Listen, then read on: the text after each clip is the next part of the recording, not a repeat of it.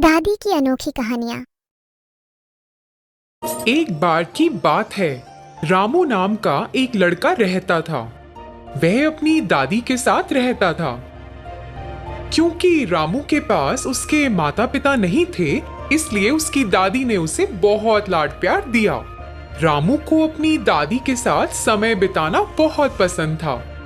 रामू हर दिन स्कूल जाता था, घर लौटता था और अपनी दादी की कहानियां सुनता था। जल्दी ही उसने अपनी 7वीं कक्षा पास की। आगे की पढ़ाई के लिए उनके गांव में कोई स्कूल नहीं था, इसलिए रामू घर पर वापस आ गया और अपनी दादी की दैनिक कामों में मदद करने लगा। जब वह घर के कामों में मदद कर रहा था, तब उसने अपनी दादी की मदद से चाय बनाना सीखा। रामू बहुत कुशल था और वह जो चाय बनाता था वह स्वाद में बहुत लजीज थी। हर बार जब वह अपनी चाय का स्वाद लेती थी तो उसकी दादी उसकी तारीफ करती थी। रामू हमेशा मेहमानों और अपने दोस्तों को चाय परोसता था।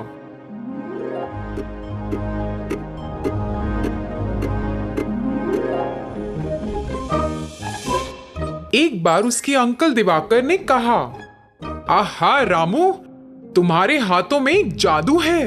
क्या चाय है! यह सच में बहुत स्वादिष्ट है। धन्यवाद अंकल, मुझे खुशी है कि आपको मेरी चाय पसंद आई। मेरी चाय का स्वाद चखने वाले सभी लोगों ने मेरी बहुत तारीफ की है।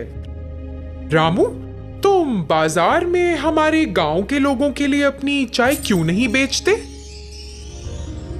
मुझे यकीन है कि तुम इससे कुछ पैसे कमा सकते हो।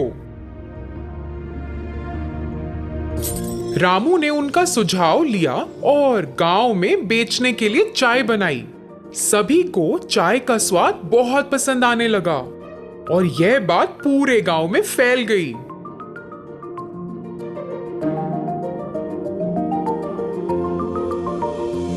आहा, वाह, क्या चाय है! ग्राम प्रधान ने रामू के इस हुनर के बारे में सुना और उन्होंने रामू को मिलने के लिए कहा। रामू, तुम्हारे हाथों में एक जादू है। तुम्हारी चाय कमाल की है। जी शुक्रिया, मुझे बहुत खुशी है कि आपको मेरी चाय पसंद आई। रामू, अपने भविष्य के बारे में सोचो। अब तुम बच्चे नहीं हो। अब जब तुमने चाय बनाने में महारत हासिल कर ली है, तो तुम शहर में अपनी चाय बनाने क्यों नहीं जाते? शहर के लोगों को भी अपनी चाय का स्वाद लेने दो और मुझे यकीन है कि शहर के लोग तुम्हारी चाय को बहुत पसंद करेंगे और तुम इससे अच्छा पैसा कमा सकते हो। रामू ने प्रधान के शब्दों के बारे में सोचा और उसे लगा कि यह करना सही है। मैं आपसे सहमत हूँ। आप पूरी तरह ठीक हो, लेकिन मुझे नहीं लगता कि मैं तुरंत शहर जा सकता हूँ। अरे रामू बेटा, तुम इसकी चिंता ना करो। मैं अभी के लिए खर्चा संभाल लूंगा। पैसे ले लो और तुरंत शहर जाओ। रामू गांव के मुखिया से सहमत हो गया। अपने पैसे लेकर शहर चला गया।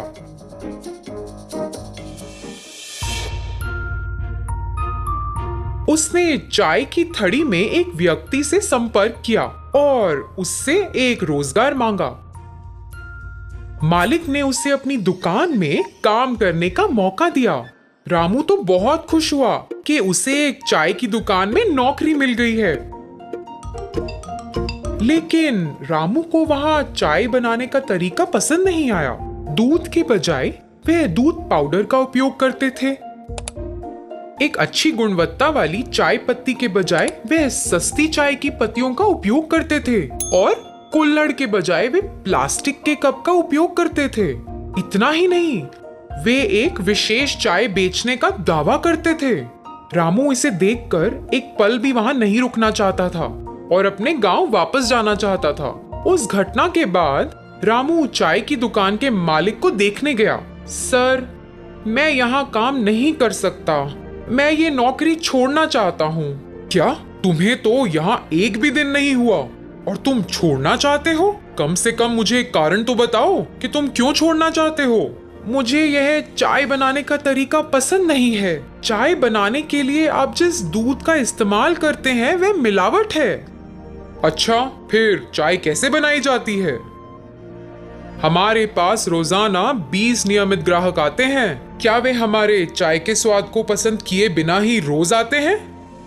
अगर हम असली दूध के साथ गुणवत्ता वाली चाय बनाते हैं तो सिर्फ 20 नियमित ग्राहक क्यों? मुझे यकीन है कि हम पूरे शहर को अपनी चाय की दुकान पर रोज पा सकते हैं। मेरे गांव में मेरे द्वारा बनाई गई चाय का स्वाद सभी को पसंद है। ओह, सच में? क्या इतनी कमाल है? ठीक है, फिर आइए देखें आप चाय कैसे बनाते हैं। मालिक रामू को रसोई में ले गया और रामू को यह दिखाने के लिए कहा कि वह चाय कैसे बनाता है। फिर रामू ने चाय बनाने की प्रक्रिया शुरू की। उसने शुद्ध दूध, अच्छी गुणवत्ता वाली चाय की पत्ती, शुद्ध चीनी और प्लास्टिक के कप की बजाय मिट्टी के बने कुल्हड़ का इस्तेमाल किया, जिसने चाय को शानदार स्वाद दिया। चाय बनाने की पूरी प्रक्रिया देखने में शानदार थी। मालिक और अन्य लोग जो इस प्रक्रिया को देख रहे थे वे हैरान थे और रामू की चाय बनाने की प्रक्रिया को देखते रहे। उसने चाय तैयार की और वहां के लोगों को परोसा। अरे वाह रामू, मैं तुम्हें गलत समझता रहा। मुझे सही में स्वाद बहुत पसंद आया। वास्तव में प्रक्रिया बहुत बढ़िया है। अब से हम तुम्हारे नुस्खे के अनुसार चाय बनाएंगे। हम अब पुराने नुस्खे का उपयोग नहीं करेंगे। तब से मालिक ने चाय बनाने के लिए रामू के तरीके का इस्तेमाल किया। लोग चाय की दुकान पर रोज जाने लगे। चाय का स्वाद लेने के लिए अपनी बारी का इंतजार करते थे और दुकान में खड़े होने की भी जगह नहीं थी। पहले से भी अधिक मुनाफा किया। रामू को एक अच्छा नाम मिला। उसके कौशल को पहचाना गया और लोगों ने उसके हाथों में जादू और उसकी चाय के दिव्य स्वाद के लिए उसकी सराहना की। रामू को शहर में एक अच्छा नाम मिला और वह अपने गांव लौट आया। उसकी दादी को उस पर बहुत गर्व था और वे दोनों गांव के मुखिया को देखने गए और उनका आशीर्वाद लेने गए। रामू ने मुखिया से लिया पैसा वापस कर दिया। मुखिया को रामू पर बहुत गर्व था और उसकी कड़ी मेहनत के लिए उसकी सराहना की। रामू को ग्रामीणों के सामने सम्मानित किया गया और जमींदार ने उसकी सफलता की कहानी सभी ग्रामीणों को सुनाई। रामू ने गांव के कई युवा बेरोजगारों को प्रेरित किया। सभी ने रामू से प्रेरित होकर अपने लक्ष्य के प्रति मेहनत करना शुरू किया। किसी ने भी गांव में गरीबी या बेरोजगारी नहीं देखी।